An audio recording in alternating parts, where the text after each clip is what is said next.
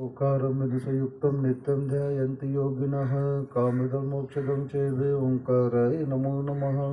अविरलशब्दघनौकः प्रक्षालित सकलभूतलकलङ्कः मुनिमृपासितीर्था सरस्वती हरितो नदृतम् अज्ञानतिमिरान्धानां ज्ञानञ्जनशलाकयाः चक्षुर्मिलितमेव तस्मै श्रीगुरुवे नमः। परम गुरुभ्यो नमः परम प्राचार्य गुरुभ्यो नमः। सकल कलश विध्वंसकम श्रेयसां परिवर्धकम धर्म संबंधकम भव्य जीव मनः प्रतिबोधकारकमिदं शास्त्रम श्री परम पूज्य रत्नकंडक श्रावकाचार्य जी नामधेयम्।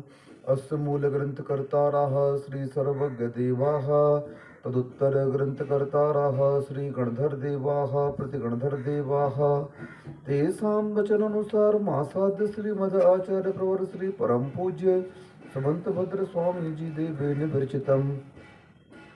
मंगलम भगवान वीरो मंगलम गौतमो गणी मंगलम कुंद कुंदाद्यो जैन धर्मोस्तु मंगलम सर्वमंगल मांगल्यम सर्व कल्याण कार्यक्रम प्रधानम सर्वधर्माणां जैनम जयतु शासनम। कोटि शतं द्वादश्चैव कोट्यो लक्षाणि सीतत्रिकानि चैव पञ्चाशदष्टौ च सहस्रसङ्ख्य मेतच्छुतं पंचपदं नमामि। अरहन्त भासयत्थं गणहर देवी गन्थियं सम्मम पड़मामि भक्तजुत्तो सुनाणमहो वयं शिरसा इच्छाई भन्ते सुधभक्ति कासु को तस्सालोचम अंगो भंग पहिने पाहुड़िया पर्यम सत्त पड़मामि योग पुब्बगे चूलिया चेव सत्तथैतु धम कहायम कालम अंचे में पूज्य में वंदामि नमस्सामि दुख को मुखो हो भोहिला हो सुखी गमनम समाहि मृणम जिन गुण संपत्ति हो मज्जम नमोस्तु अपरानिक स्वाध्याय विलयाम श्रीमद आचार्य भक्तिम काय सर्गम करोम्यहम्।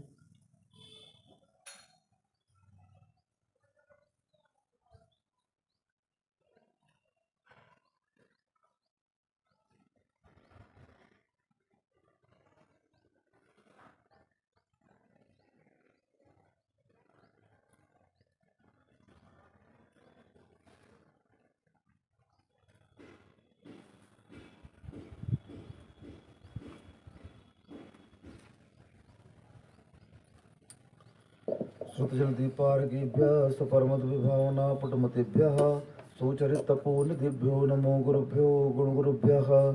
छत्तीस गुण समज्ञे पंचभी आचार करण संदर्शे शिष्यानुग्रह कुशले धम्मायिरे सदा वंदे गुरुवत्ति संजमेणया तरन्ति संसार सायरमे घोरम छिन्नन्ति अट्टकं मम जन्मं मरणं न पावन्ति ये नित्यं मृतमन्त्र होमधृता ध्यानाग्निहोत्रकुलः षट्कर्माविरतास्तपोधन्दनः साधुक्रिया साधवः शीलप्रावरणा गुणप्रहरणाश्चन्दार्घतेजोदिकाः मोक्षद्वारकपाटपाटन्भटः प्रीणन्तु मां साधवः गुरुवः पान्तुः नो नित्यं ज्ञानदर्शननायकाः चारित्रणो गम्भीराः मोक्षमार्ग उपदेशकाः इच्छां भन्ते आर्यभक्ति कौसुको तस्सालोचम् सम्मनाण सम्मदंसण सम्मचरिताणम् पंचभीयाचाराणम् आयर्याणम् अयराजसुनाणवदेशीयाणम् उपच्छायाणम् तीर्णं पणर्याणं सभ्यसागुणं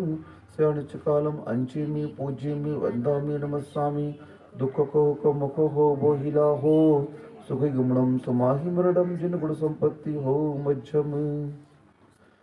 नमः श्री वर्धमानाय निर्धूते कलिलात्मने सालोकानां त्रिलोकानां यद विद्या दर्पणायते। पंढरपुर के बड़े बाबा की जय। मूल नायक श्री चिंतामणि पार्श्वनाथ भगवान की जय। परम पूज्य आचार्य प्रवर से समंत भद्र स्वामी जी महाराज की जय। परम पूज्य आचार्य प्रवर से विद्यासागर जी महामुनि राज की जय। परम पूज्य अध्यापक मुनि श्री समता सागर जी महाराज की जय। परम पूज्य मुनि श्री महासागर जी महाराज की जय। समस्त मुनि संघ की जय। यहाँ पर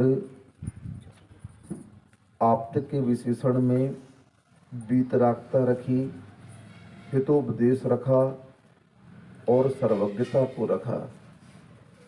हमारे प्रभु जो कुछ भी दिव्य ध्वनि के माध्यम से बोलते हैं वह भव्य जीवों के कल्याण के लिए होती है।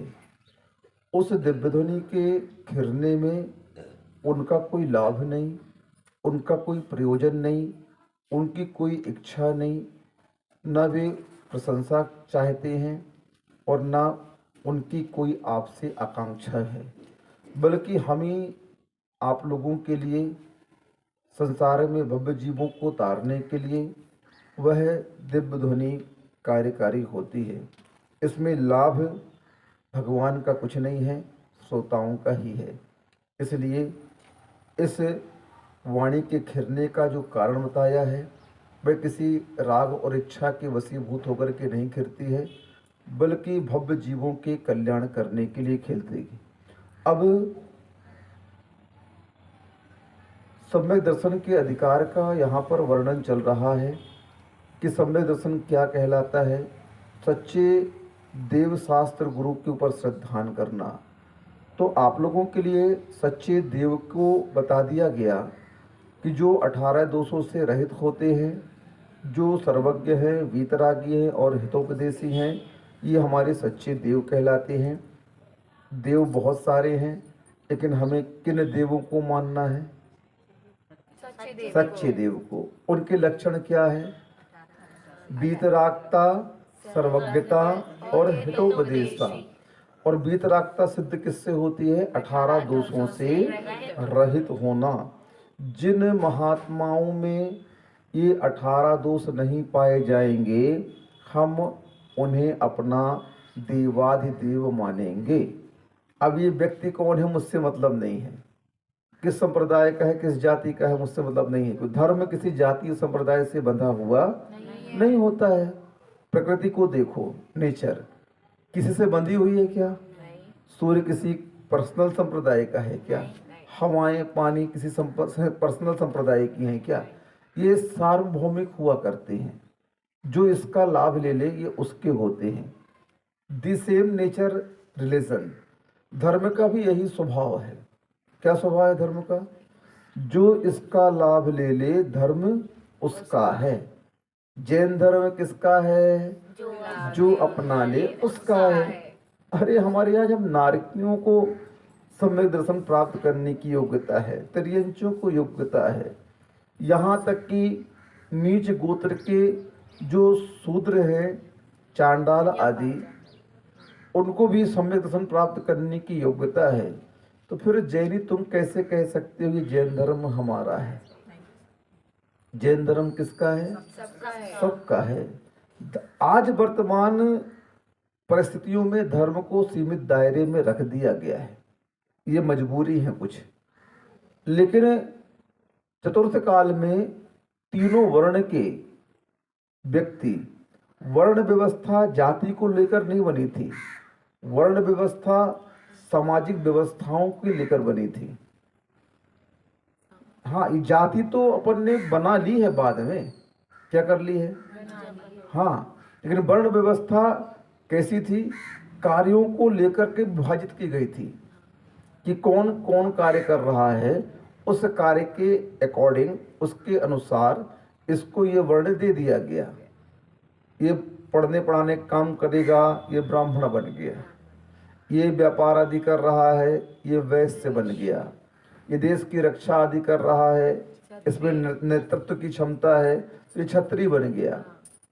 अब ये व्यवस्था जब बटी है, क्योंकि युग के आदि में क्या हुआ, आपके सामने कैसी व्यवस्था थी? 3 काल तो भोग भूमि के थे, कल्प वृक्षों का वहां पर प्रभाव था। वहां पर कोई व्यवस्था नहीं होती वर्ण की, भोग भूमियों में कोई वर्ण व्यवस्था नहीं होती है। वहाँ कैसा चलता है? सब इक्वल है वहाँ पर। कैसे है? सब सामान्य है। कल्प वृक्ष रहते हैं 10 प्रकार के, वे सभी प्रकार के पदार्थों को आपके लिए दे देते हैं। वहाँ कोई जाति वगैरह नहीं है। स्वर्गों में कोई जाति वगैरह नहीं है। भेद है देवों में, लेकिन जाति नहीं। देव यानी देव। अब ये अलग है कि ये भवनवासी, बेंतर, ये ज्योतिष के, ये वैमानिक हैं, ये गरवेग वाले हैं, ये अनुत्तर वाले हैं, ये अनुदिश वाले हैं, ये सर्वार सिद्धि की है। ये भेद अलग चीज हो गई। नारकियों में भी 7 पृथ्वी के नारकी अलग अलग खंड के हैं, लेकिन नारकी यानी नारकी, और देव यानी देव। वहां कोई जाति व्यवस्था नहीं है। त्रियंच गति में भी त्रियंच है, सब क्या है। हाँ, अब ये शेर की जाति हो गई, ये तो अलग है, उसके टाइप्स में अलग अलग हो गए हैं ये, लेकिन उसको एक भाषा वो बोलेंगे तो त्रियंच ही कहलाएंगे। क्या कहलाएंगे? मनुष्यों में सब मनुष्य हैं। जाति व्यवस्था तो कर्म भूमि में आने के बाद बनती है। वर्ण व्यवस्था कब बनती है? भोग भूमि में कोई वर्ण व्यवस्था नहीं है। वर्ण व्यवस्था बनी यहाँ पर आकर के। यहाँ क्यों बनानी पड़ी? कार्य के विभाजन के लिए। किसके लिए? कार्य का विभाजन हो गया, वर्ण व्यवस्था में नाम दे दिया गया, एक टाइटल दे दिया गया, ये ब्राह्मण बन गए, ये क्षत्रिय बन गए, ये वैश्य बन गए, ये शूद्र बन गए, ये चार वर्ण व्यवस्था बट गई। लेकिन धर्म इस वर्ण व्यवस्थाओं में बटा नहीं है। धर्म तो सूर्य की भांति है, धर्म तो हवा की भांति है, धर्म तो अग्नि की भांति है, धर्म तो जल की भांति है, धर्म तो वनस्पति की भांति है। किसी एक की नहीं है ये। किसकी है? सबकी है ये। बस जैन धर्म की यही विशेषता कही गई है। जो इस धर्म को अपना लेता है, आत्मा की पर्याय बना लेता है, धर्म उसको मुक्त कर देता है संसार की परंपराओं से, कर्मों से मुक्त कर देता है। लेकिन उसके लिए स्वयं को परिवर्तित होना पड़ेगा, अपने मन को परिवर्तित करना पड़ेगा। जो अभी तक जिस ढर्रे में हम चल रहे थे उस ढर्रे को छोड़ना पड़ेगा। सीधी सी बात है। हर एक अवस्था के बाद व्यवस्था बदलती है। हर एक अवस्था के बाद में व्यवस्था बदलती है, नियम है। क्या है? तो यहाँ पर भी यही है। जो आपकी अवस्था थी और जो आपकी व्यवस्था है, उसमें आपको अपने मन को बदलना पड़ेगा। क्या करना पड़ेगा? नहीं बदलोगे तो धर्म बोलेगा हम कुछ नहीं कर सकते हैं। तो अब हम सच्चे देव को अच्छी तरह से पहचान चुके हैं, क्योंकि धर्म अपना कैसा है, किसी जाति संप्रदाय से घिरा हुआ नहीं है, बंधा हुआ नहीं है। जैन संप्रदाय नहीं है, जैन धर्म है। संप्रदायों की सीमाएं होती हैं। क्या होती हैं? हाँ, लेकिन समुद्र की कोई सीमा नहीं होती है। समुद्र मर्यादा में तो रहता है, लेकिन सीमा उसकी किसी दीवालों से उसको बांधा नहीं गया। कुएं तालाब की सीमा होती है। धर्म निस्सीम होता है। कैसा होता है? हाँ, उसमें कोई सीमा नहीं है। जैन धर्म ऐसा ही निस्सीम है, इसमें कोई सीमा किसी की। अब ये आप कह देते हो हम जैनी हैं, संप्रदाय में आप सीमित तो हो गए, लेकिन हमारी दृष्टि में वो त्रियंच गति का जीव भी जैनी है, वो नारकी भी जैनी है, वो देव भी जैनी है, वो चांडाल भी जैनी है। कौन है? कौन है? हाँ, आदिनाथ भगवान आहार के लिए निकले, भगवान महावीर स्वामी आहार के लिए निकले मुनि अवस्था में। तो क्या ब्राह्मणों के यहाँ आहार नहीं किया क्या उन्होंने? वैश्यों के यहाँ नहीं किया क्या? राजतंत्र था, राजाओं के यहाँ भी आहार किया। पहले सबका खान पियन एक था, सबकी थाली एक थी। वहां पर अलग से चौका नहीं लगाना पड़ता था, ये तो अलग से चौका लगाना पड़ता है। हाँ, गौतम गणधर कौन थे? सुदर्शन सेठ कौन से? वैश्य। गौतम गणधर कौन थे? ब्राह्मण। क्या बने? गणधर बने ना। हाँ, और सुदर्शन सेठ क्या थे? वैश्य थे। भगवान महावीर पांडव आदि क्या थे? क्षत्रिय थे। तो तीनों वर्ण के लोग मुनि नहीं बने क्या? बताओ, आपके धर्म में बने हैं। ये तो व्यवस्था अनादिकाल से चली आ रही है, लेकिन हम उस व्यवस्था को आज सीमित करके चल रहे हैं। लेकिन धर्म बोलता है तुम अपनी सीमा में बंधो, हम किसी की सीमा में बंधने वाले नहीं हैं। इस प्रकार से हमारे देव कौन होंगे? तो 3 कारिकाओं के माध्यम से यहाँ पर आचार्य महाराज ने आपको देव के लक्षण, उनका स्वरूप और उनकी विशेषताओं को प्रकट कर दिया है। आप समझ चुके होंगे किन देवों की हमें आराधना करनी है। अब सच्चे शास्त्र का लक्षण क्या है? हम किस शास्त्र को पढ़ें, हम शास्त्र किसे मानें, ये बहुत आवश्यक है। क्योंकि शास्त्र जो होते हैं ये हमारी दृष्टि कहलाते हैं। क्या कहलाते हैं? हाँ, हमारी आँख क्या है? सबकी आँख अलग अलग है। पूज्यवर कुंद कुंद स्वामी जी ने प्रवचन सार में चारित्र चूलिका में कहा, आगम चक्षु साहू इंदे चक्षुणी सब भूदाणी देवाय ओहि चक्षु सिद्धापुर शब्दो चक्षु। चक्षु यानी चक्षु, आँख। हाँ, साधु की आँख क्या है? आगम, ये शास्त्र, ये जो हमें दिखाएंगे, ये जो हमें बताएंगे, हम उसके अनुसार कार्य करेंगे। आगम चक्षु साहू इंदे चक्षुणी सब भूदाणी। सामान्य जीवों का आँख क्या है? जो इंद्रिय है, चक्षु इंद्रिय। सामान्य जीवों की आँख क्या हो गई? चक्षु इंद्रिय। देवाय ओहि चक्षु, देवों की आँख क्या हो गई? अवधि ज्ञान, ओहि ज्ञान, अवधि ज्ञान, ओहि यानी अवधि ज्ञान। देवों की आँख क्या है? किससे देखते हैं देव? अवधि ज्ञान से देखें। सिद्धापुर शब्द तो चक्षु, सिद्ध तो केवल ज्ञानी है, उनका सर्वस्व क्या है? आँख है। क्योंकि उनको तीन लोक की चराचर पर्याय युगपद स्पष्ट झलकती है, भले उनको उनसे कोई प्रयोजन नहीं है। देवाही और चक्षु सिद्धापुर शब्दो चक्षु, ये गाथा आ जाती है। तो हमें शास्त्रों को अपनी दृष्टि बनाना चाहिए। सम्यक दृष्टि, देखो दृष्टि हर जगह आएगी। मिथ्या दृष्टि, दृष्टि तो हर, बिना दृष्टि के कोई कार्य संपन्न होने वाला नहीं है। तो दृष्टि तो हमें कॉमन मिली है। अब उस दृष्टि में विशेषता क्या है? सम्यक की, मिथ्यात्व की। तो मिथ्यात्व की कोई विशेषता है नहीं। मिथ्यात्व अनादिकाल से आप लोग पालते आ रहे हो। मिथ्यात्व को पालने के लिए कोई पुरुषार्थ नहीं करना पड़ता है। पुरुषार्थ किसके लिए करना पड़ता है?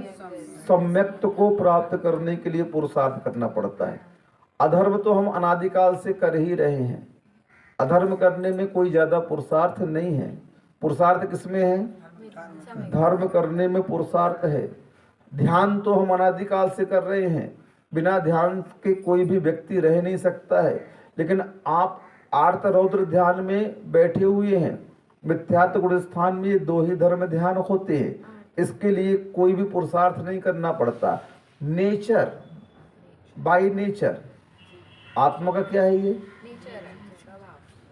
बैठे बैठे संसार के बारे में सोचते हो, बैठे बैठे संबंधों के बारे में सोचते हो, बैठे बैठे संपत्तियों के बारे में सोचते हो, बैठे पता नहीं क्या क्या सोचते रहते हो। ये कौन सा धर्म ध्यान है आपका? ये आर्त रौद्र ध्यान है। क्या है ये? हाँ, इष्ट वियोग, अनिष्ट संयोग, पीड़ा, चिंतन, निदान बंद, हिंसानंदी, मृषानंदी, चौर्यानंदी, परिग्रहानंदी। किसमें आनंद आ रहा है आप लोगों को? इन्हीं में तो आनंद आ रहा है। और किसमें आनंद आ रहा है? लेकिन इस ध्यान के लिए पुरुषार्थ नहीं करना पड़ता है। ये सहज रूप से अनादिकाल से आत्मा का संस्कार स्वभाव रूप पड़ चुका है इस ध्यान का। अब तकलीफ किसमें आती है? धर्म ध्यान में। तकलीफ किसमें आती है? क्यों? ये व्यवस्था कब शुरू होगी? जब आर्त रौद्र ध्यान को आप छोड़ेंगे तब धर्म ध्यान शुरू होगा। इसके त्यागे बिना धर्म ध्यान शुरू नहीं होगा। मंदिर में जाकर घंटी बजा दी तुमने, थोड़ा सा स्वाध्याय कर लिया, पूजा कर लिया, ये धर्म ध्यान नहीं है। धर्म ध्यान क्या है? आर्त रौद्र ध्यान के छूटने का नाम अधर्म नहीं करने का नाम, हाँ, पाप से बचने का नाम पुण्य है। अधर्म से बचने का नाम धर्म है। आर्त रौद्र से बचने का नाम धर्म ध्यान है। हानि से बचने का नाम लाभ है। ये क्या? ये सब परिभाषाएं बनी हुई हैं। एक का सद्भाव तो दूसरे का अभाव, और दूसरे का अभाव तो उसका सद्भाव। ये तो बना रहेगा जीवन में। तो सद्भाव किसका चाहिए? तो छोड़ो उसको। हानि चाहिए क्या? नहीं महाराज, किसको पसंद है हानि? संसार में किसी को पसंद नहीं है हानि। चाहे वह जन हानि हो, चाहे धन हानि हो, चाहे शरीर की हानि हो, चाहे यश कीर्ति की हानि हो, किसी भी प्रकार की हानि को आप बर्दाश्त नहीं करना चाहते संसार की। बस धर्म की हानि हो तो कोई टेंशन नहीं, होने दो, लेकिन संसार की हानि नहीं होनी चाहिए। क्या करोगे? ये संस्कार अनादिकाल से आत्मा का स्वभाव बना हुआ है, जो आत्मा को पतित कर रहा है। इसीलिए शास्त्रों के माध्यम से हमें क्या मिलता है? एक दृष्टि प्राप्त होती है, एक लक्ष्य प्राप्त होता है, एक विशेष ज्ञान प्राप्त होता है, जो ज्ञान कर्मों के आश्रय और बंध से हमें बचाता है। तो किस प्रकार के शास्त्रों का आलोढ़न हमें करना चाहिए, अध्ययन करना चाहिए, चिंतन मनन करना चाहिए उनके वस्तु स्वरूप का। तो शास्त्र का लक्षण क्या है, ये ध्यान से सुनो आप तो पज्ञ मनुल्लंघ्य मदष्टेष्ट विरोधकम् तत्वोपदेशकृत सार्वम् शास्त्रं का पथ घट्टनम्। आप तो पज्ञ, जो यह शास्त्र है कैसा है? आप यानी भगवान होते हैं। उपज्ञम, उनके द्वारा कहा हुआ। किनके द्वारा कहा हुआ शास्त्र है ये? जिनवर की ध्वनि गणधर ने सुनी, अंग रचे सुनी गान मई, सो जिनवर वाणी शिव सुख पानी, त्रिभुवन मानी पूज्य बई। किसने सबसे पहले दिव्य ध्वनि खिरी? किसने उन्हें गूथा? गणधर ने गूथा। उन्हें शास्त्र रूप किसने रचा? आचार्यों ने रचा। और वही वाणी हमारे यहाँ परंपरा से चली आ रही है। जैन धर्म का जो वस्तु स्वरूप है, वह कितने आचार्यों ने जैन ग्रंथों का लेखन किया। श्रुत का कोई पार नहीं है। वर्तमान में हमारे पास जो श्रुत है बहुत अल्प श्रुत है। आचारांग का भी हमारे पास पूरा ज्ञान नहीं है। लेकिन वर्तमान का जितना भी ज्ञान भले वह अल्प हो, लेकिन वह अल्प ज्ञान इतना विस्तृत लगता है कि हमारे पूर्वाचार्यों ने इतने सारे ग्रंथ रख दिए, लेकिन पूर्वाचार्यों के लिखे हुए ग्रंथों पर पूर्वा पर कोई विरोध प्राप्त नहीं होता है।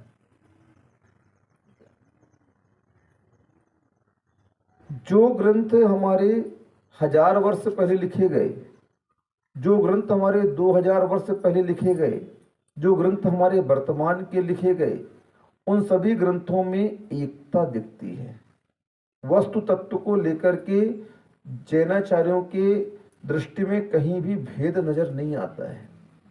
द्रव्य का क्या स्वरूप होना चाहिए, तत्व का क्या स्वरूप होना चाहिए, पदार्थों का क्या स्वरूप होना चाहिए, उनके लक्षण क्या है, उनके गुण क्या हैं, उनकी जो भी विशेषताएं हैं, 5 पापों को लेकर के, सप्त व्यसनों को लेकर के, सम्यक दर्शन ज्ञान चारित्र को लेकर के जो भी व्याख्यान, चाहे वह हजारों वर्ष पूर्व किए हों और चाहे अभी किए हों, उनमें साम्यता पाई जाती है। क्या पाई जाती है? साम्यता क्यों पाई गई? क्योंकि हमारे यहाँ सबसे बड़ा विशेषण जो रखा, वीतरागता का रखा। किसका रखा? वीतरागता। हाँ, जहाँ पर वीतरागता है वहाँ पक्ष विपक्ष नहीं चलेगा, बल्कि वस्तु स्वरूप चलेगा। क्या चलेगा? जो एजिट जो है वही आपको प्रस्तुत किया जाएगा, वही परोसा जाएगा। कोई मिलावट यहाँ पर नहीं होगी। इसीलिए इनके द्वारा यह कही गई है। इसलिए कैसी है? अनुल्लंघ्य, खंडन रहित है। कैसी है? खंडन रहित। हमारे जैन शास्त्रों के वस्तु तत्व का कोई खंडन नहीं कर सकता है। वाद विवाद में कोई भी दर्शन जैन दर्शन से विजय प्राप्त नहीं कर सकता है। हमारे यहाँ स्याद अस्ति स्याद नास्ति, स्यादवाद को लेकर के, अनेकांत को लेकर के जो वस्तु स्वरूप की विवेचना की जाती है, उस विवेचना से कोई भी दर्शन विजित नहीं हो सकता है, क्योंकि हम एकांत से किसी को धर्म नहीं मानते हैं। हमारा धर्म अनेकांतमय है और उस अनेकांत के माध्यम से हम वस्तु स्वरूप को सिद्ध कर देते हैं। इसलिए हम एकांत मत के मानने वाले नहीं हैं। अन्य मतों के माध्यम में यही एक दूसरा आता है, वो एकांत से चलते हैं। किससे चलते हैं? हाँ, नहीं नहीं, हिमालय तो उत्तर में ही है। किसमें है? फंस गए तुम। एकांत से चलोगे तो क्या हो जाएगा?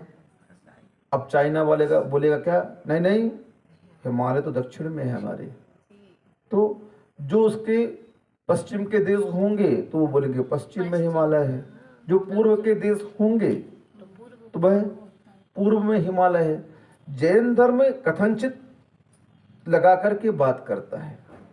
कथनचित हिमालय उत्तर में है, कथनचित हिमालय दक्षिण में है, कथनचित पूर्व में भी है और पश्चिम में। जो जिस देश की सीमा होगी उस देश के अनुसार वह हिमालय उस दिशा में है। सीधी सी बात है।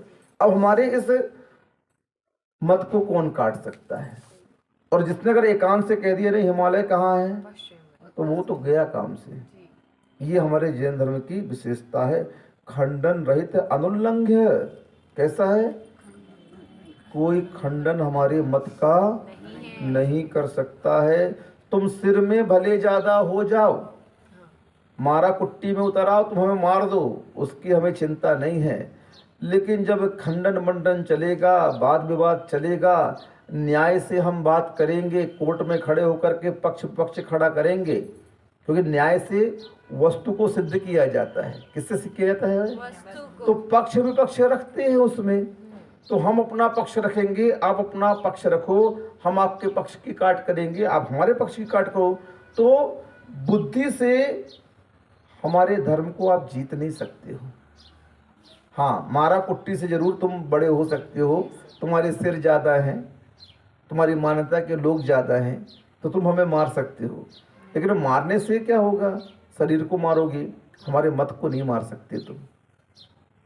मत का खंडन तुम नहीं कर सकते हो। इतना मजबूत हमारा पक्ष है कि हमारे पक्ष का खंडन करने की शक्ति अन्य दर्शनों के पास में है ही नहीं।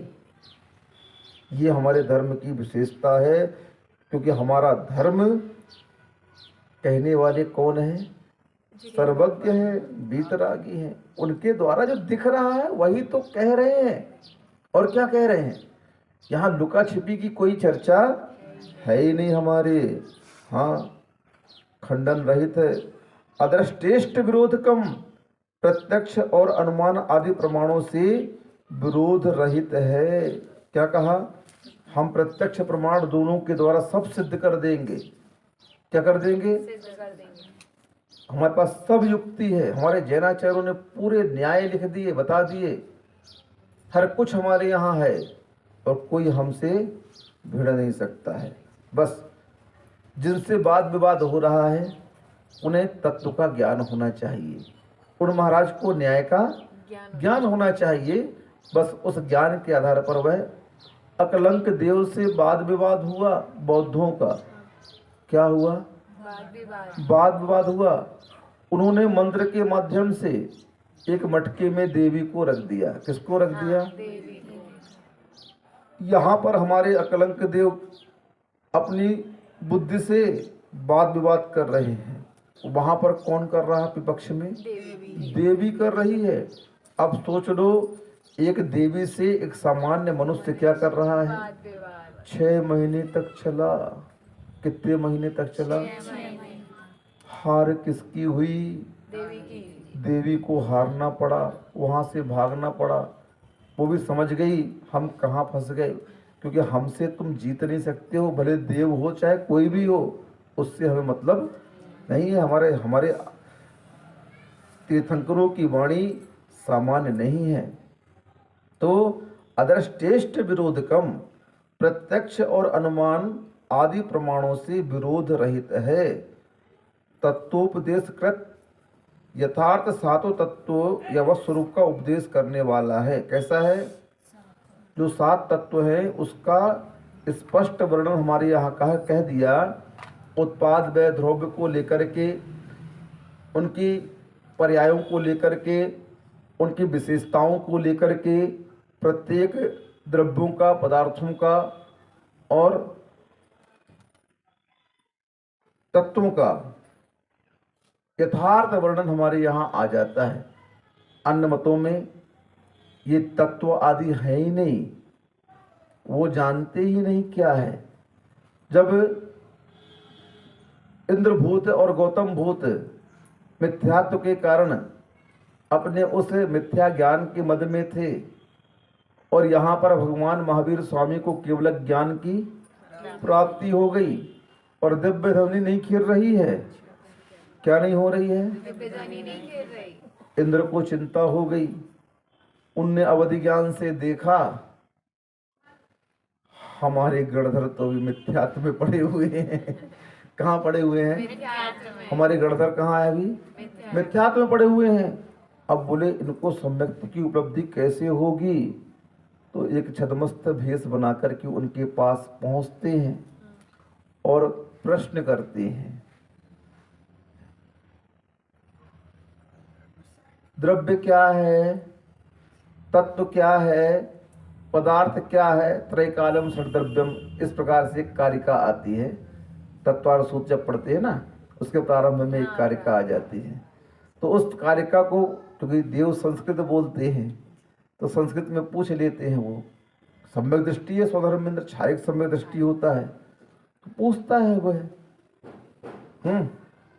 जैसे ही सुनते हैं द्रव्य के बारे में, तत्व के बारे में, पदार्थ के बारे में, तो अंदर ही अंदर सोचती है क्या होता है, पता ही नहीं मुझे, तो मैं क्या बता दूं द्रव्य पदार्थ क्या होता है। क्योंकि ये तो वस्तु स्वरूप का यथार्थ ज्ञान किसके माध्यम से होगा? इन्हीं तत्वों के माध्यम से होगा, द्रव्यों के माध्यम से होगा, पदार्थों के माध्यम से होगा। आप कौन से द्रव्य हैं? जीव द्रव्य है ना। आप कौन से पदार्थ हैं?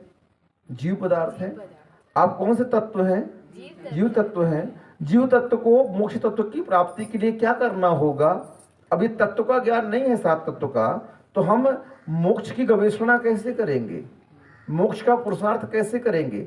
ये सात तत्व ही तो हम बताएंगे कि ये आश्रव तत्व है, ये बंध तत्व है। जब तक आश्रव और बंध तत्व से आप नहीं बचोगे और संवर तत्व को नहीं अपनाओगे, तब तक इस जीव की कर्मों की निर्जरा नहीं होगी, और जब तक कर्मों की निर्जरा नहीं होगी, जब तक जीव को मोक्ष तत्व की प्राप्ति नहीं होगी। ये उपदेश कौन देगा? तत्व देंगे। तत्व का यथार्थ स्वरूप का ज्ञान नहीं है तो हम कैसे जान पाएंगे ये आश्रव क्या होता है, बंध क्या होता है, कर्म प्रकृतियां क्या होती हैं, बंध उदय सत्व क्या होता है, संबर क्या होता है, निर्जरा क्या होता है, हम कुछ जान ही नहीं पाएंगे। वहां क्या है धर्म का स्वरूप? अन्य दर्शनों में खाओ पियो ऐश करो, मौज बनाओ। चारवाक क्या बोलता है? ऋण लो घी पियो। क्या है बहू? क्या पियो? ऋण लो और घी पियो। भस्मी भूसा भस्मी भूता से आया है, उसकी गाथा। भस्म हो जाओगे, खत्म, पर्याय खत्म। बौद्ध क्या मानता है? क्षणिक छाई, प्रदीप निर्माणवत। क्या बोलता है वो? यहाँ दीपक जल रहा है, जब तक ठीक है, बुझा तो निर्वाण की प्राप्ति हो गई। कुछ नहीं किया भैया, प्राण चले गए और निर्वाण की प्राप्ति होगी। कैसे होगा? एक मत क्या कहता है? 5 तत्वों से बना हुआ है यह शरीर, और जैसे ही पंच तत्व समाप्त होंगे तो पंच तत्व में विलीन हो जाएगा। मतलब यही मिट्टी में आए हो, मिट्टी मिल जाओगे। कर्म व्यवस्था कोई है ही नहीं। अब एक कर्म को मानता है तो ऊपर से कह जाता पत्ता उनके बिना हिल नहीं सकता, ईश्वरवाद को मान जाता है, मान लेता है। क्या बोलते हैं वो? हाँ, ऊपर वाला पासा फेंके, नीचे चलते दांव, कहीं धूप कहीं छांव। क्या बोल देते हैं? अब हम इसको कैसे स्वीकार कर लें? नहीं, वस्तु तत्व का ज्ञान नहीं है तो हम किसी को भी स्वीकार कर लेते हैं अज्ञानता के कारण। लेकिन वस्तु स्वरूप का ज्ञान हो जाने के बाद में इस प्रकार की मान्यताओं को हम स्वीकार नहीं करेंगे। तुम्हें कोई कब तक ठगेगा? जब तक आप उस वस्तु का ज्ञान नहीं रखते हो। क्या हो गया? एक जमाना था, वस्तु विनिमय प्रणाली चलती थी। क्या चलती थी? आज भी गांव देहात में 1 कटोरी नमक दे करके 1 कटोरी चिरौंजी ले आते थे। क्या करते थे? एक्सचेंज। क्या बोलते हैं उसको? Barter system. हाँ, एक्सचेंज, बदलना क्या ना, दो मक्का ले लो, मक्का ले लो, मक्का दे आए और क्या ले आए? नहीं, चना ले आए। उससे होशियार क्या ले आए? अब मक्का सस्ता है और चना महंगा है। उसको बेचारे को मक्का खाना था तो मक्का ले लिया उसने। तुम होशियार थे, क्या ले आए?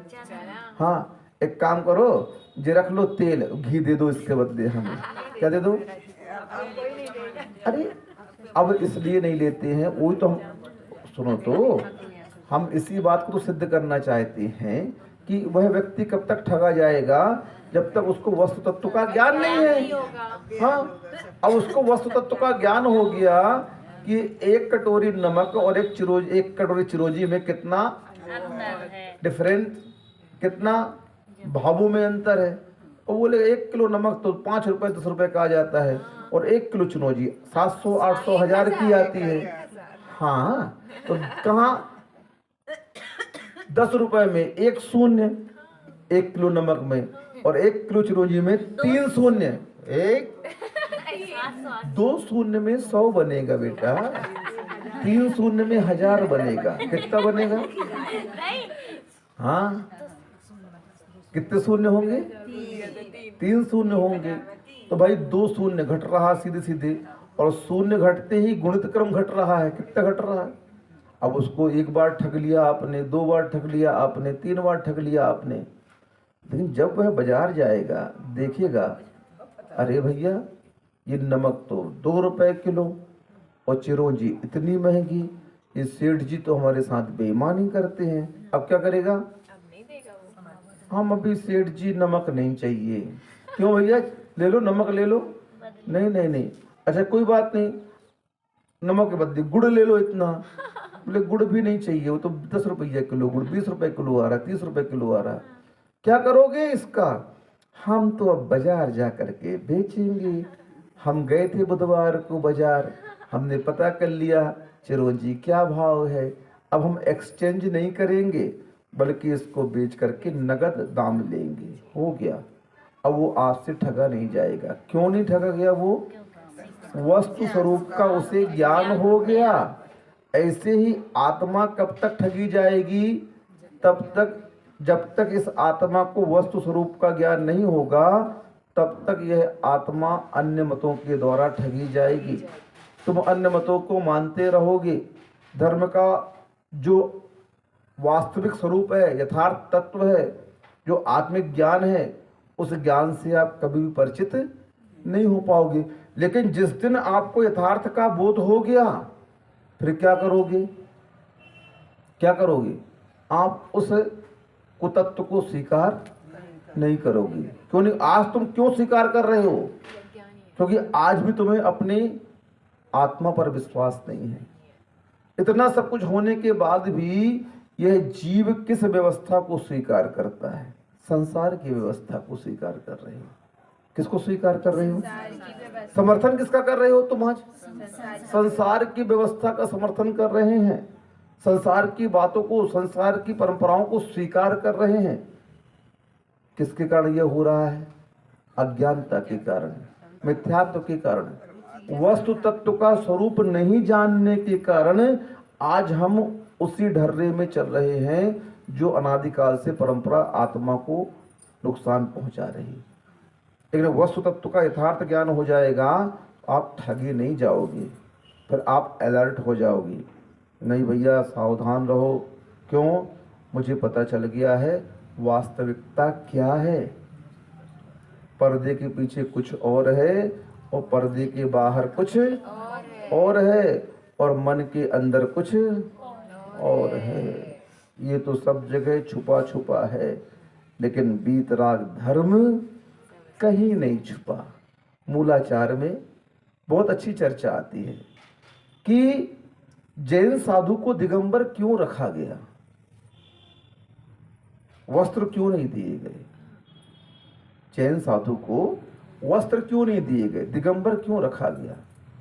बोले देखो, मूल तो परिग्रह से रहित तो होना है।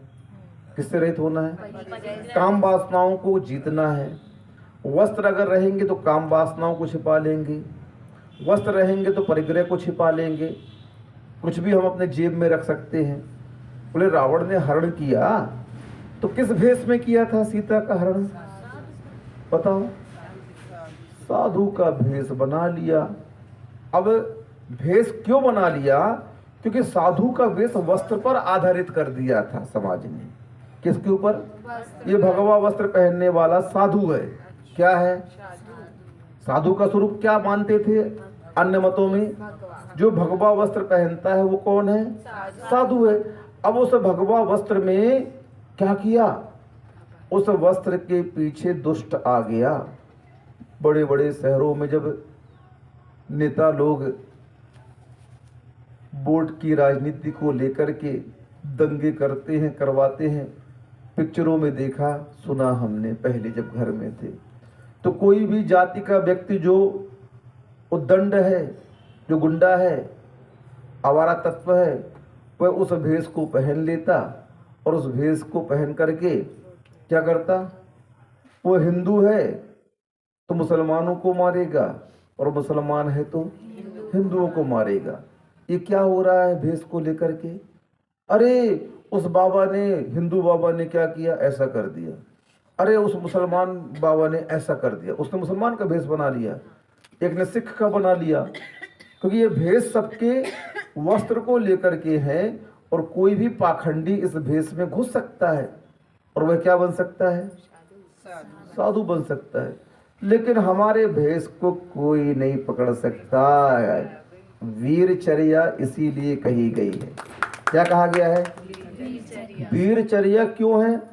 दिगंबरत्व के साथ में कोई भी लुका छिपी नहीं है, कोई भी लुका छिपी नहीं है। ना हम अस्त्र शस्त्र छुपा सकते हैं, ना हम वासनाओं को छुपा सकते हैं। सब कुछ उजागर हो जाएगा एक सेकंड में। वहां पर क्या है? जहां आवरण होगा वहां पर धोखाधड़ी होगी। कुछ न कुछ आवरण के पीछे पाप भी हो सकता है, लेकिन आवरण नहीं है जहां पर खुलेआम घूमना है। तो हमारा विश्वास रहेगा लोगों का कि नहीं, आज जंगल से निकल रहे हैं, भगवा वस्त्र वाला मिल गया तो लोग कहेंगे कहीं डाकू ना हो, इसके भेष में कौन छुपा हो सकता है। लेकिन दिगंबर साधु मिल गए तो व्यक्ति भयभीत नहीं होगा, डरेगा नहीं। क्यों नहीं डरेगा? ये तो दिगंबर है, हाथ में क्या है?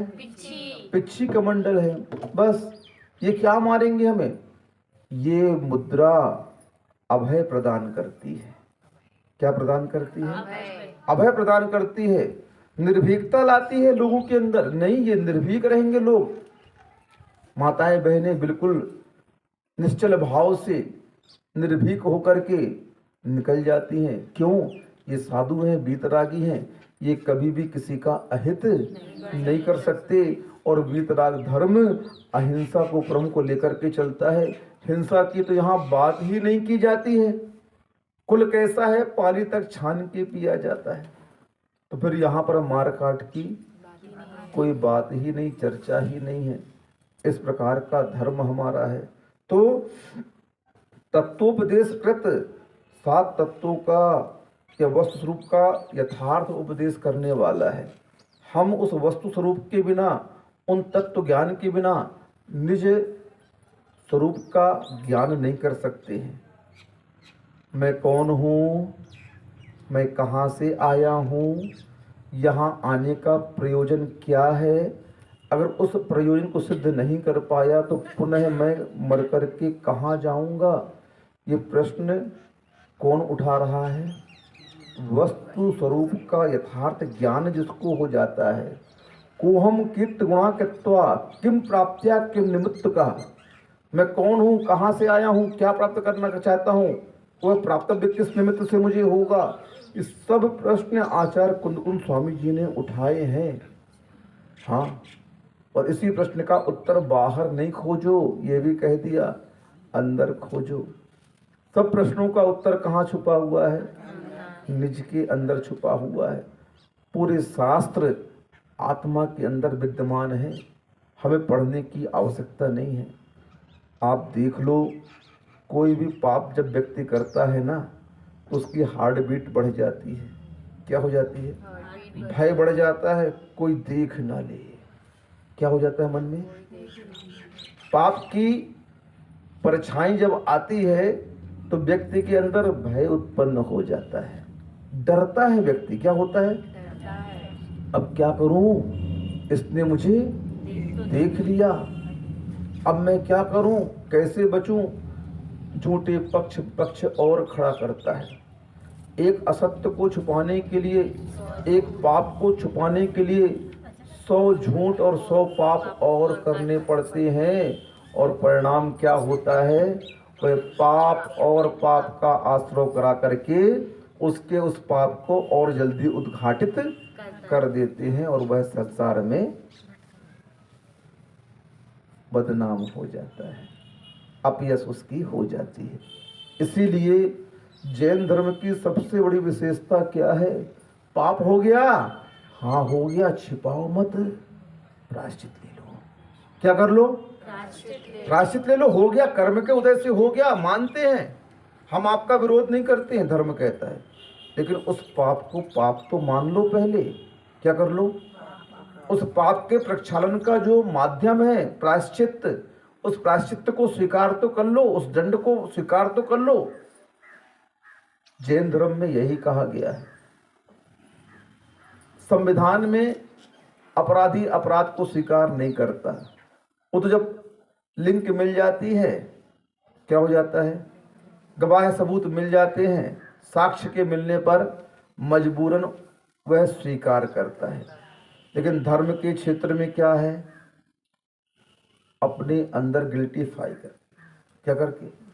हाँ, अरे नहीं, उसको घृणा होती है। क्या होती है उसको? हाँ, अरे मैंने क्या कर दिया, मैं क्या करने आया था, क्या कर रहा हूँ। अंतो अंतो डच्छमी पछत्ता वेड़ वेदंतो, अंदर अंदर क्या हो रहा, दग्ध हो रहा है, वो जल रहा है, ये मेरे से क्या हो गया। फिर वो पश्चाताप के माध्यम से स्वयं की निंदा कर रहा, आलोचना करता है, और गुरु के सामने प्रायश्चित लेता है, और उस प्रायश्चित को पूरा करके पुनः यह संकल्प लेता है, अब मैं इसकी पुनरावृत्ति नहीं करूंगा, नो रिपीटिंग। क्या नहीं करूंगा? पुनरावृत्ति नहीं करूंगा। तब कहीं जाकर के वो पाप सत्ता से निष्कासित होते हैं, समाप्त होते हैं। कितना भी तुम कुछ कर लो, बिना पश्चाताप किए, निंदा ग्रह आलोचना किए, प्रायश्चित को पूरा किए बिना, और पुनः उस पाप को ना करने का संकल्प लेना पड़ेगा, तब आप उस कर्म से मुक्त हो पाओगे। नहीं तो कर्म और नूतन कर्मों को लाता रहेगा और आत्मा को कसता रहेगा। उससे छूटने का उपाय तो यही है, और कोई भी उपाय हमारे यहाँ नहीं है। सार्वम सभी जीवों का हितकारक है। कैसा है? हितकारक है। सभी जीवों का बोल दिया, सार्वम, नो जैनम। हमारे आचार्य महाराज की सोच देखो, कितनी विस्तृत सोच है। जैन धर्म को मानने वाले हैं तो जैनम लिख देते, सार्वम किया उन्होंने, सभी का। किसका? सभी का। हाँ, 84 लाख योनियों में से कोई भी जीव इसका निमित्त पा करके, हालांकि कल्याण तो पंचेंद्रिय पना होने के बाद ही होता है, पर्याप्तक संगी होने के बाद ही होता है। तो ये सम्मूर्छनों के पास में मन नहीं होता है, इंद्रियों का अभाव होता है, और सोचने विचारने की, हिताहित विचार करने की उनके पास में क्षमता नहीं होती है, इसलिए उनका कल्याण कैसे हो सकता है। तो यहाँ पर सार्वम कह दिया, शास्त्र का विशेषण है हमारे। देखो, सार्वम सभी जीवों का हितकारी है। का पथ घट्टनम, मिथ्या मार्ग का खंडन करने वाला है, कुमार्ग का खंडन करने वाला है। मिथ्यात्व क्या है, कुमार्ग क्या है, यही मूल हमारी आत्मा का विरोधी तत्व है। आत्मा अनादिकाल से पतित क्यों हो रही है, किसके कारण से आज संसार परिभ्रमण रुक नहीं पा रहा हमारा, मात्र एक मिथ्यात्व के कारण से। किस कारण से बताओ, कैसा परिणाम हमारा है कि हम इस पर्याय में भी सच्चे देवगुरु शास्त्र की आराधना नहीं कर पा रहे। हमारा स्वयं का विश्वास, हमारी स्वयं की आस्था, हमारा स्वयं का श्रद्धान इन तीनों पर टिक नहीं पा रहा है। थोड़ी सी प्रतिकूलताओं में हम इनको छोड़ देते हैं, इनको बुरा कह देते हैं, इनकी हम उपेक्षा कर देते हैं। ये सब कर्म करा रहा है। कौन करा रहा है? ये मिथ्यात्व कर्म करा रहा है और कोई नहीं कर पा रहा है। इसीलिए इस मिथ्यात्व और कुमार्ग का खंडन करने वाला जैन धर्म है। इसीलिए बार बार कहते हैं आत्मा को संस्कारित करो,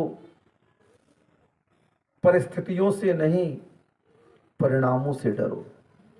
किससे डरो? परिस्थितियों में उतार चढ़ाव आएगा, परिस्थितियां हैं, आएंगी जाएंगी। कर्म का उदय प्रत्येक जीव के जीवन में आता है। तीर्थंकरों को नहीं छोड़ा, बड़े बड़े महासतियों को नहीं छोड़ा, बड़े बड़े उन भव्य पुरुषों को नहीं छोड़ा, तो हमको कहाँ छोड़ देगा। लेकिन उन परिस्थितियों में जो परिणामों में स्थिर रहते हैं, अडिग रहते हैं, कर्म फिर उनका कुछ भी बिगाड़ नहीं कर सकता। इसलिए बोलते हैं भैया बचो, ठीक है कर्म का वेग आ रहा है, उस समय अन्यथा शरणम नास्ति तमेव शरणम मम तस्मात् कारुण्य भावेन रक्ष रक्ष जिनेश्वर। मैं कहीं नहीं जाऊंगा भगवान, बार बार आत्मा को संस्कारित करो। कर्म मुझे कितना भी बहकाएगा, ठीक है। आंधियां कितनी आती हैं? बहुत कम आती हैं। शीतल पवन कितनी चलती है कि आंधी ज्यादा चलती है? बताओ पहले हैं। शीतल पवन ज्यादा चलती है ना कि आंधी ज्यादा चलती है? शीतल आंधी तो कभी कभी आती है। बस अगर वो आंधी आ रही है मान लो जीवन में, थोड़ा देर विश्राम कर लो, थोड़ा देर लेट जाओ। नहीं संभाल पा रहे हो उस आंधी को तो क्या करो, झुक जाओ, लेट जाओ, कमरे से मत निकलो बाहर। बस वो आंधी आकर के क्या होगी, चली जाएगी। और उस आंधी के बहाव में बह गए तो क्या होगा, नाश हो जाओगे, मरण को प्राप्त हो जाओगे। तो उस आंधी से बचने का नाम ही सम्यक तो मार्ग है। अब अपन देखो यहां पर बैठे हैं,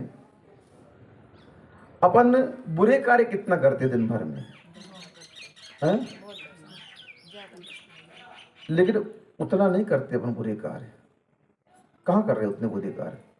बताओ पहले। आप दिन में किसको मार रहे हैं? आप क्या आप जुआ खेल रहे हो, शराब पी रहे हो? फिर उतने बुरे कार्य आप कर नहीं रहे हो, लेकिन उस बुरे कार्य से आप बच भी नहीं पा रहे हो। सुन रहे हो? उतने बुरे कार्य कर, क्या सप्त व्यसनों में लीन हो आप? क्या 5 पापों में लिप्त हो आप? लेकिन इसमें लिप्त न होते हुए भी इनके त्याग का संकल्प नहीं है, इसलिए इन पापों का बंध हमें हमेशा चलता रहता है। व्यर्थ में हमारा क्या हो रहा है, मीटर चालू है, हाँ नेट 2 GB का है, खुला हुआ है, तो उसमें कुछ ना कुछ आते रहेंगे, कुछ नहीं तो मैसेज इतने आएंगे कि पूरा नेट खा जाएगा, मैसेज पूरा नेट खा जाएगा। क्या हो जाएगा? होता है कि नहीं होता? अब उस नेट का हमें क्या करना था, बंद कर देना, सदुपयोग करना था। या तो चला करके देख लेते कुछ अच्छी चीजें, या फिर बंद कर देते। तो बंद नहीं किया, तो बंद क्या कहलाता है, इन 5 पापों के त्याग का संकल्प नेट बंद हो गया आपका। क्या हो गया? हाँ, अब नेट बंद है ही नहीं और दिन भर इसके संकल्प विकल्प चलते रहते हैं। हम नहीं करते हुए भी इन पापों का आश्रय और बंद कर लेते हैं। परिणाम क्या होता है, जब खाता वही देखी जाती है तो क्या निकलता है हमारे हिसाब किताब में, इसके पापों का आश्रय बंद बहुत है। इसीलिए अणुव्रतों का सेवन तो हमें करना ही चाहिए। हाँ, मूल गुणों का पालन तो करना ही चाहिए, संकल्प के साथ में। किसके साथ में? कोई छूट के साथ धर्म नहीं करना चाहिए। आप लोग की बहुत गंदी आदत है बाहर की छूट महाराज जी। अरे बाहर तो और नहीं करो। हाँ, बाहर गए अकेले, रात्रि भोजन का त्याग नहीं है और कर्म के उदय से उस खाने में कुछ कीड़े मकोड़े गिर गए, विषाक्त हो गया, फूड पॉइजन हो गया, तो क्या होगा? यहाँ होते तो फिर भी लोग तुम्हें हॉस्पिटलाइज कर देते, और वहाँ कौन तुम्हें देखने वाला है बताओ? कोई नहीं देख रहा। क्या परिणाम हुआ? छूट का परिणाम तुम मरण को प्राप्त हो गए। हाँ, इसीलिए हमें इन उपदेशों को आत्मसात करने का प्रयत्न करना चाहिए। संकल्पित होना चाहिए धर्म के प्रति। क्या होना चाहिए? संकल्पित। जैसे संकल्पित होते हो तत्संबंधी पाप का आश्रय और बंध रुक जाता है। क्या हो जाता है? आश्रय। एक समुद्र के तट पर पैर रखने से व्यर्थ में अनर्थ दंड का दोष तो लगता है, साथ ही साथ पूरे समुद्र के जीवों की मारने की हिंसा तुम्हें लग रही है, पाप लग रहा है। क्यों? तुमने व्यर्थ में पांव डाल दिया ना। क्या कर दिया? क्यों? जैनाचार्यों ने प्रत्येक पदार्थों की, वस्तुओं की सीमा करने के लिए कहा गया। परिमाण क्यों करने के लिए कहा गया? तत्संबंधी पापों से बचने के लिए सेवन करूंगा, लेकिन इतना ही करूंगा। उसमें भी अभक्ष्य को छूंगा नहीं, देखूंगा नहीं, अरे सोचूंगा भी नहीं। करूंगा तो किसका करूंगा? भक्ष्य का करूंगा। उसमें भी अल्प से अल्प करूंगा, जरूरत के अनुसार करूंगा। हाँ, इस प्रकार के मिथ्या मार्ग आदि का, कुमार्ग आदि का खंडन करने वाला जो होता है, तत्शास्त्रम अस्ति, वही सच्चा शास्त्र कहलाता है। यानी सच्चे शास्त्र की विशेषता क्या हो गई? जो सच्चे देव के द्वारा कहा गया है, अनुल्लंघ्यम, खंडन रहित है, अदृष्टेष्ट विरोधकम, प्रत्यक्ष और अनुमान आदि प्रमाणों से भी विरोध रहित है, तत्वोपदेशकृत, यथार्थ तत्वों का या वस्तुरूप का उपदेश करने वाला है, सार्वम, सभी जीवों का हितकारी है, और साथ में कापट घट्टनम, मिथ्यात्व और कुमार्ग आदि का खंडन करने वाला है। तत्शास्त्रम अस्ति, वही हमारे यहाँ सच्चा शास्त्र कहा गया है। और इस सच्चे शास्त्र को जब हम अध्ययन करेंगे उसका नाम ही स्वाध्याय है, और स्वाध्याय परम तप है। स्वाध्याय क्या है? परम तप है। हमारे पूर्वाचार्यों की वाणी को लेकर के जो वस्तु स्वरूप कहा गया है, उस वस्तु रूप को अपने जीवन में उतारने का नाम ही सच्चा स्वाध्याय है। अहिंसा परमो धर्म की, जिनवाणी के ज्ञान तय सुझे दुख लोक, सुबानी मस्तक नमो सदा दे तो हूँ धोख। हे जिनवाणी भारती तो ही जपो दिन रहे, जो तेरो शरणागहे सो पावे सुख चैन। देव भजो अरिहंत को गुरु से बागर ग्रंथ, तेरा धर्म पालो सदा यही मोक्ष का पंथ।